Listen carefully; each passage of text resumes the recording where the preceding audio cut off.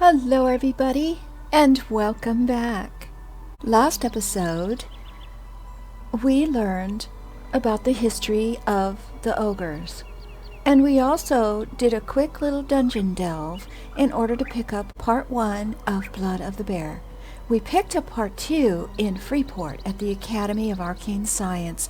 Now that is the only place I know of that you can get part 2. So there is no Kino's equivalent. But you should be able to, with some, sneaky, get around the guards in order to get in there, and you should be able to grab that book for yourself if you are interested in getting that. We also picked up this Ulicide's Battered Journal, and this is Searching the Depths of the Fallen Gate.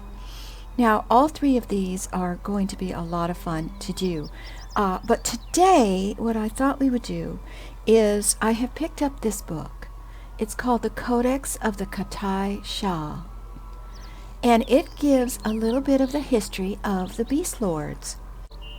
If you enjoy my series, please subscribe and also give a like to the video as well. I do appreciate it very much. And I don't think we're going to need Stamper for this reading. Long in the distant past, civil war erupted between the erudites of Eridan. The conflict was swift and savage, and the erudites unleashed terrible magics against one another, often with devastating results. The peaceful Karens, a native to the continent of Otis, were caught up in the brutal conflict in spite of their efforts to stay out of the line of fire. The greatest loss, however, came when the armies of Peniel unleashed a powerful spell designed to completely wipe their enemies from Norath. As a test, the erudites targeted a large Karen village on the southern end of Toxulia Forest. In one terrifying flash, the village completely vanished, along with the mountain on which it once rested, and the whole was formed.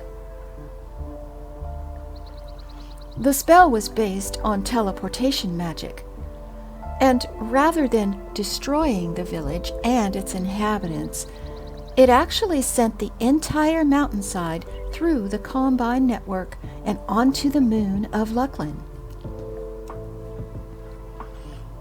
The survivors of the spell were shocked at their new surroundings, but since they were unable to reverse their situation, they soon began to rebuild their new home. Katai Shah, a general and advisor to the tribe elder Kajan Karath, was also one of the first explorers of the moon of Lucklin.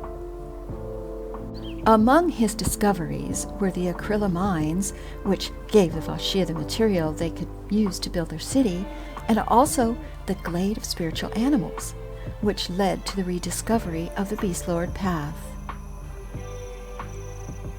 The House of Beastlords became known as the Katai Shah, after the one who discovered them.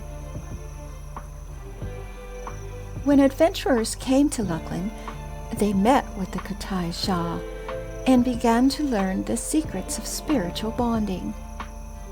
Thus, the teachings of the Beastlords reached out beyond the city of Sharval and back to the denizens of Norath.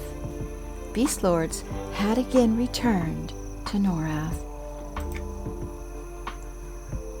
Prior to the Age of Cataclysms, the gods departed Norath.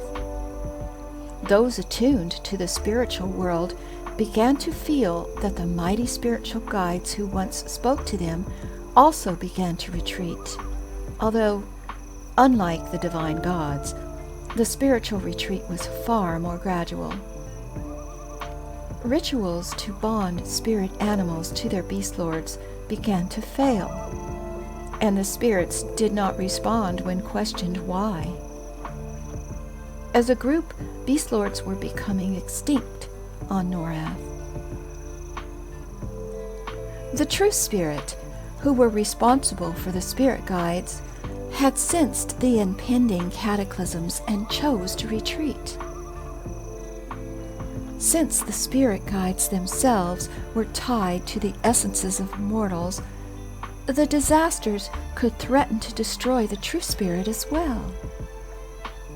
Thus, they elected to retreat back to the spirit world and await the time when they can emerge again. The great wolf called here the pack leader. Called here represents the aspect of leadership. He teaches guiding those in a common goal. He teaches using your own courage to help others overcome their fears and then follow them to places they might not otherwise go. He is fair in his decisions, but is often utterly convinced of his position once he's made up his mind. It is through him that the mortals learn to lead their bonded spirits into the most perilous and darkest of places. The great Chokodai, Raslik, the keeper of wisdom. Raslik is the embodiment of wisdom, which draws on ages of knowledge and experience. His wisdom can be used to serve others or to protect oneself in cases where it might be necessary. It is his wisdom that teaches the Beastlords how to sharpen their minds and senses in order to overcome the challenges they will face in their journey. The Great Bear, Elenkai, of body and mind. The personification of might, Elenkai's strength comes from his connection of his body and mind, making them as one. Unifying these with each other gives him unbreakable will, pushes the limits of his strength, and gives him a fortitude unmatched by any of the other great spirits. This important technique is taught to the Beastlords, helping them to maximize their potential and become something beyond what they might otherwise find themselves capable of. The great crocodile Ula, the strong-hearted. Known for her unflinching courage, Ula's strength lies in her conviction and bravery. She will stand fast in the face of overwhelming odds, staring down her enemies without fear, and in fact has broken down opponents with the strength of her will alone. She does not back down, and will always see things to the end, even mercilessly so. It is courage that she teaches to the Beastlords, showing them not only the strength of body to stand up when others have fled, but also the courage of heart to make impossibly hard decisions and live with the choices made. The great tiger Marisha Kerr, the Den Mother. The Den Mother is known for making sure that those under her care are looked after and protected. She is also a teacher, guiding others in their journeys to help them learn the lessons they will need. Along with this nurturing nature is an unmatched ferocity, as she protects that which she deems as her territory or domain. She teaches this devotion to the Beastlords so that they might give of themselves to protect that which is important to them, be it a cause, a loved one, or a possession. This next page is unreadable, and that is the end.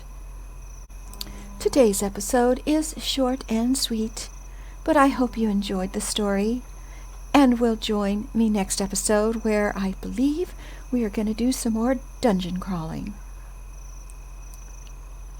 Thank you for joining me today. Please give me a like and subscribe if you enjoyed the video. and hope to see you next time. Take care, all. Bye-bye now.